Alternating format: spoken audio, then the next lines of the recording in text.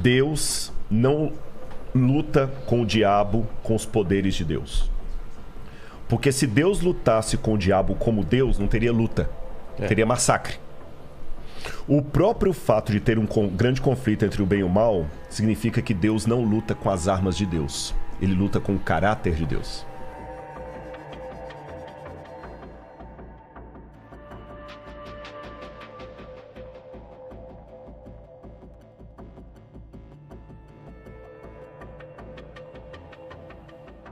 Dizem que uma vez um professor desafiou os alunos em sala de aula e falou o seguinte: Deus criou tudo que existe? Sim. O mal existe? Sim. Então Deus criou o mal. Exato. Aí um aluno levantou a mão. É um pensamento que, se você parar para pensar, faz sentido. Ele criou tudo? Sim. O mal existe? O mal sim. Existe, sim. Então... Só que aí um menino levantou a mão e falou assim: professor, o frio existe? Existe. Ele falou assim: não. O que existe é a ausência de calor. O escuro existe? Não. O que existe é a ausência de luz. Entendi. Então, na verdade, o frio, do ponto de vista dos químicos aí entendem melhor do que eu, o frio, na verdade, é a sensação provocada pela ausência de calor. O mal é a sensação provocada pela ausência de Deus. Não é nem de bondade. Não. E se eu posso definir... Porque a bondade se define a partir de Deus. A partir de entendi. Deus. Senão fica uma coisa vaga. Exatamente. Se é bondade. Se eu puder definir inferno numa palavra única, é bem homilético que eu vou falar aqui. Inferno é a ausência absoluta de Deus. Absoluta. É a ausência absoluta de Deus. É por isso que até quando fala do fogo que queima lá, é um fogo que não produz queimadura, ele produz angústia. Fogo não produz angústia, produz queimadura. Exato. Mas o fogo que descreve ali é um fogo que produz angústia. Então, o que acontece? O mal é apenas Deus respeitando. Aí bom, se ele fosse um calvinista, a gente ia ter problema, mas como eu tenho uma linha mais arminiana, né? Eu acredito no livre-arbítrio, e o livre-arbítrio é Deus respeitando a decisão humana, mesmo que for contrário ao que ele quer. Entendi. Só que quando Deus se afasta, o caos acontece. Porque quando Deus fala... Porque tem muito ateu que fala o seguinte: que Deus de amor é esse? Que ele fala o seguinte: ou fica comigo ou eu vou te destruir no inferno. É que o pessoal está comparando Deus como aquele namorado possessivo, que ele fala com a menina assim: ou você namora comigo, ou então eu vou te matar. Não. Ela não é obrigada a namorar com ele, porque ela tem muitas outras opções de namoro. Mas nós não temos muitas opções de Deus. Você está entendendo? Então, quando Deus fala... Olha, quando Deus fala: fica comigo, senão você vai morrer, é como se a água pudesse falar com o peixe assim: viva em mim. Posso fazer um... Por favor. Te amo, tá? Te amo, filho. Tchau, boa viagem. Vai com Deus. Tchau. Obrigado, viu?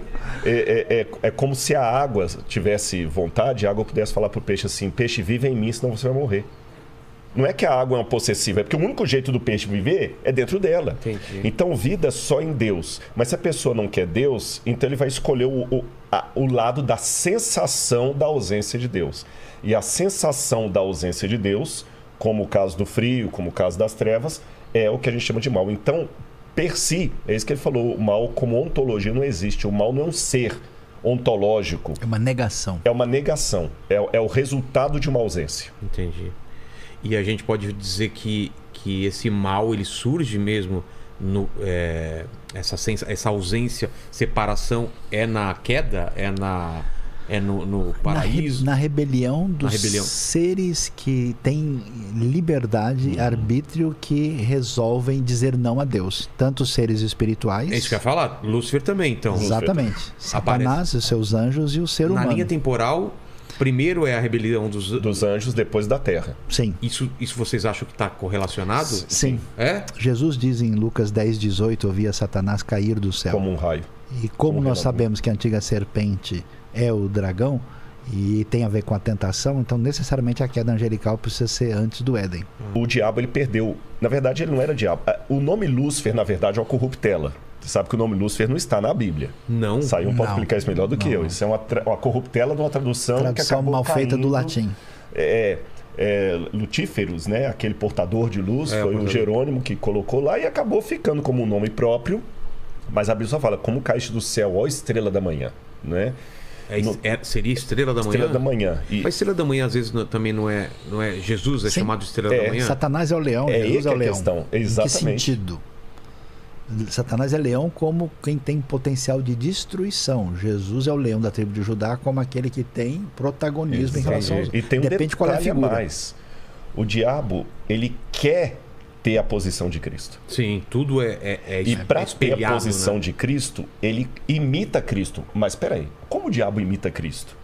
Ele imita Cristo na aparência, mas não na qualidade, não no caráter. Entendi. Então, eu vou fazer uma comparação. É como uma bolsa Louis Vuitton original e uma bolsa Louis Vuitton feita na 25 de março. Entendi. Uma imita a outra, mas não a qualidade da outra. Entendi. Entendeu? Então, no Apocalipse todo, você vê o diabo sempre fazendo uma paródia de Jesus. Jesus é apresentado no Apocalipse como um cordeiro que foi morto e reviveu. Então, se ele é no grego lá, esfrazo, dá a entender que ele tinha uma marca de degola aqui, mas ele estava sentado vivo no trono de Deus. A besta tem uma das cabeças feridas de morte e reviveu. E o dragão dá o trono dele para a besta. Deus Pai dá o trono para o cordeiro. A falsa O ressurreição. cordeiro tem o selo de Deus sobre os 144 mil. A besta tem a marca da besta sobre a testa.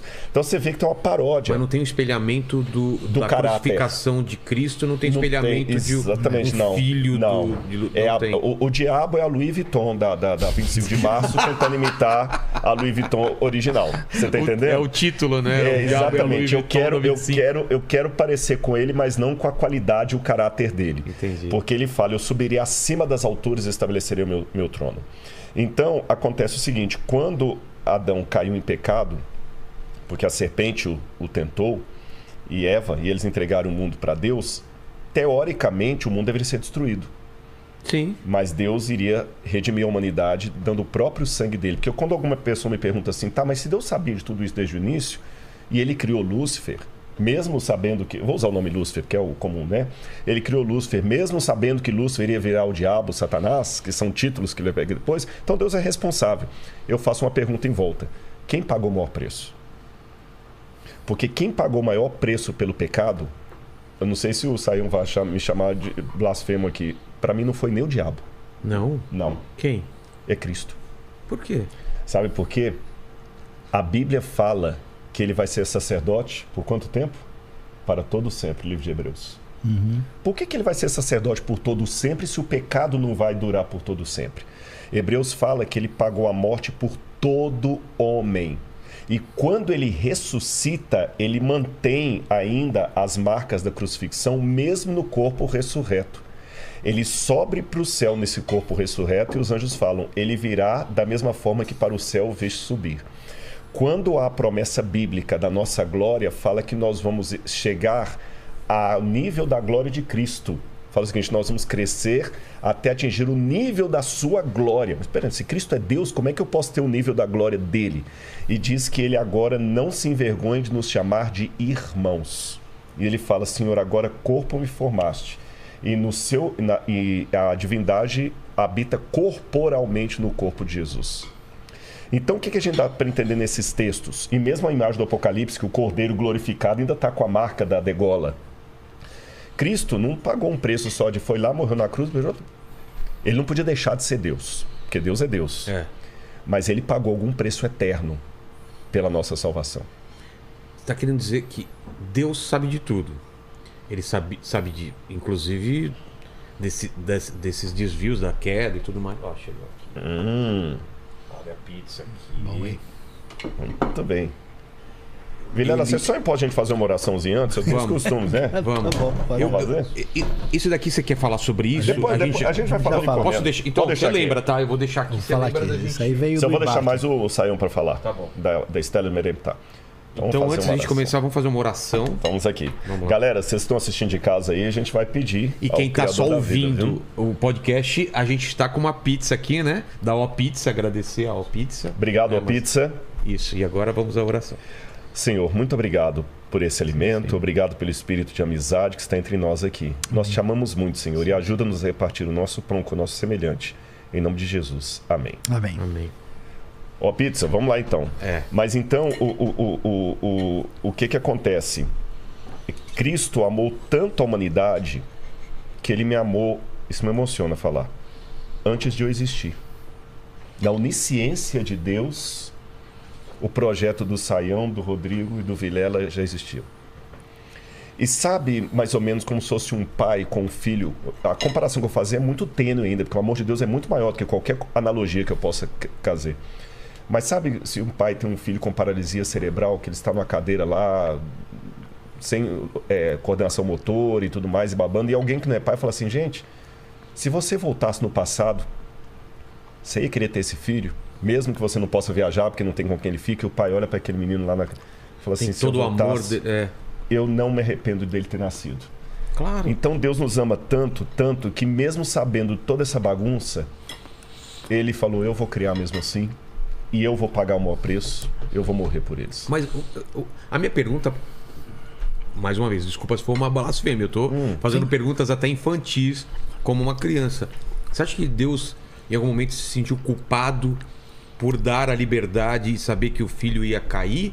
Não. Você entendeu a minha pergunta? Sim, veja. Porque, de certa forma, ele fala, pô, mas eu criei eles assim e eles caíram. Eu poderia ter feito eles diferentes para eles não caírem. Só vou colocar os exemplos da palavra pro Saião. Deus não duela com o caráter dele e Deus não comete equívocos. Deus não erra. Mas Deus sofre com nós. É a ideia do Deus passional? Passional, né? Eu estou lembrando o teólogo que falou do Deus Piper, né? O John Piper, né? Também, né? Isso é muito comum. Ele sofre conosco. E tem uma palavra em hebraico que é o Naham, que é difícil traduzir. Arrepender-se, né? Eles traduzem como arrepender, mas... Mas é isso mesmo. Porque assim, não arrepender no sentido de pisei na bola, olha que besteira que eu fiz. Então... É uma tristeza profunda por algo que está fora do que ele desejou, do amor dele. Aí o meu enfoque é diferente. Como se ele tivesse dado coisa, dado um presente. E qual é o... Não tem também o lance do Armagedon ser uma região perto, né, no Oriente Médio? Nós vamos levar você lá. Quando você chegar lá e olhar, vai ser o fim do mundo a sua experiência. Como chama lá a região? É o Vale do Jezreel. Isso. Por que lá tem gente que crava que lá eu tenho uma interpretação, não sei se o Saião vai concordar, eu tenho uma interpretação... Eu acho que não, acho que eu penso diferente dele. Tá. Mas é até bom, eu vou colocar a minha, eu quero ouvir a sua também, sério mesmo.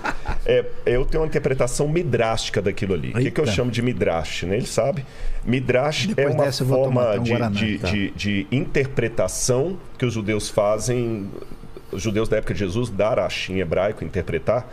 Então, o Midrash, por exemplo, é quando você enxerga as coisas na ótica do Messias.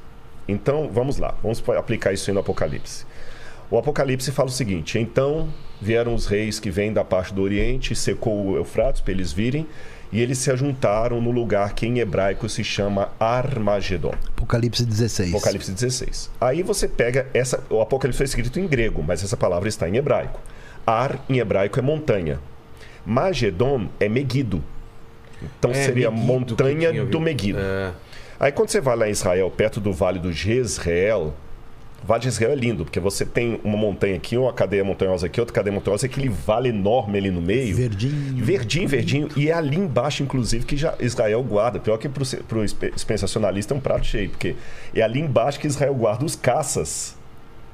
Dali, o chão levanta assim, uma coisa, e o caça sai do chão, não sei quantos metros para baixo assim, pode bombardear ali que os caças que não é afetado, não estão afetados.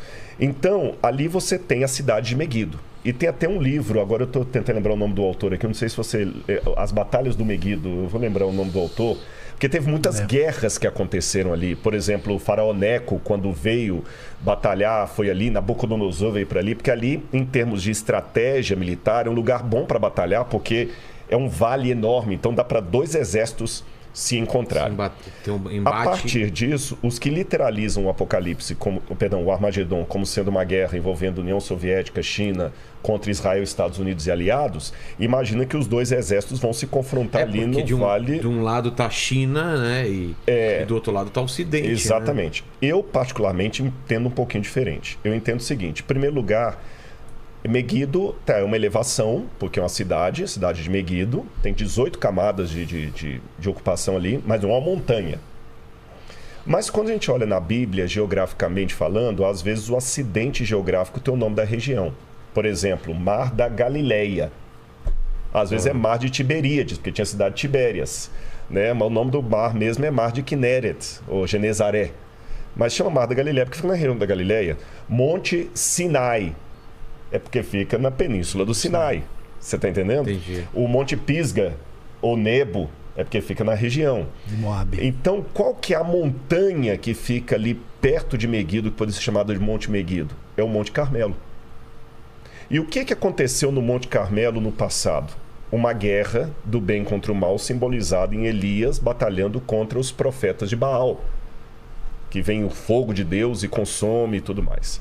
Então eu entendo que aquela batalha do Armagedon ali já é a própria vinda de Cristo ali, os momentos exatos ali, últimos, onde ele vem com poder e grande glória para poder dar fim ao mundo e tal. E ali eu não entendo como um conflito histórico, mas como um conflito escatológico, no sentido agora de escatom mesmo, da volta dele. Não é uma guerra entre civilizações. Não, eu particularmente não acredito que é uma guerra entre civilizações. Eu penso que é o momento do juízo mesmo, glória, quando ele vem com a glória dele para botar fim, onde muitos vão querer que os montes caiam sobre eles e implorar a morte e tudo mais, porque o juízo chegou e os remidos vão receber a glória. Agora eu quero ouvir a sua interpretação aqui. Então, o problema do pessoal é que assim, aquilo está escrito porque aquilo faz um sentido no contexto e no ambiente onde ele é escrito. Então, o que acontece? Essa cidade de Megido é a cidade mais importante da terra de Israel do ponto de vista geopolítico. Dali você enxerga tudo. A famosa estrada, que era a Via Maris na época romana, o caminho do rei, passava por lá. Essa cidade é mencionada em 1 Reis 9, versículo 15, como uma das 3 das principais cidades do rei Salomão, juntamente com Hazor ou Hatzor, né? E também Gezer. Então, quem domina Megido ou Megido, domina tudo. Essa que é a questão. O rei Josias, que foi o último bom rei de Judá, morreu nesse conflito de babilônios e egípcios no ano 609 a.C., no final do seu reinado, e aí acabou a época de Judá. Então, Megido sempre foi. Lá, o Rodrigo conhece muito bem, foi achado relíquias arqueológicas importantes dos assírios, dos egípcios. Ela foi muito atacada, 18 camadas diferentes. Porque ali, quem domina ali, domina a região. Então, o que acontece? Apocalipse não é um livro de referências literais. O livro, por definição, é simbólico. Eu vi uma besta que subiu do mar, não é o Godzilla. Isso é simbólico. Não rola. Poxa vida! Entendeu? Poxa, estava tão legal. Então, por que está falando disso? Porque esse lugar evoca essa situação. O que é o Apocalipse? É uma literatura simbólica que fala de um conflito onde não há meio termo na relação entre o bem e o mal. Então, quando o pessoal começa a fazer uma leitura literal, eles perderam que tipo de livro é esse. É como ler uma poesia do jeito que eu leio uma bula de remédio. Não faz parte dessa percepção. E a coisa é tão doida, porque, olha, o Rodrigo está falando de Israel, não sei o quê, mas Israel é desse tamanhozinho, é tamanho de Sergipe. É pequeno. Esse Vale de Jezreel, a gente fala, né? Até que um dia eu estava lá com o pessoal, eu falei, pessoal, olha o Rio Jordão. Cadê? Ninguém podia ver. Porque eu falei, esse rio só dá para ver pela fé, né? Porque é tão pequeno que é pequenininho, tudo é pequeno lá. Né? Então, o Vale de Jezreel, imagina se cabe o exército chinês no Vale. Mas não, de jeito nenhum. Não cabe, não tem como você botar os supostos atores internacionais para lutar, ainda mais numa época de míssil, de tecnologia militar, drone, você vai imaginar. Então aquilo é uma referência de um conflito absoluto que vai ter entre o bem e o mal. Não pretende, na minha opinião, estabelecer cronologia de datação. A ideia é a seguinte: toda a realidade sofre porque nós temos a presença do mal no universo.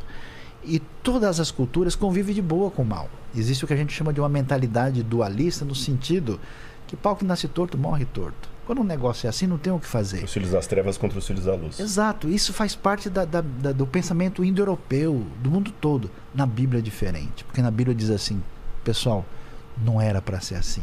Esse negócio entrou por acidente. Então o mal, ele é estranhado, ele é rejeitado, ele é confrontado. E aí que vem a coisa linda. Ele será vencido. Então o pensamento bíblico é um negócio espetacular, porque ele é cheio de esperança. Sabe o que quer dizer para mim o fim do Armagedon? É a derrota definitiva das forças do mal nesse mundo. Então, quando essa vitória final do reino de Deus chegar, aquilo não é uma cronologia, não vai ter mais criança pedindo debaixo do viaduto. Não vai ter mais gente sequestrando pessoa para arrancar o órgão da pessoa.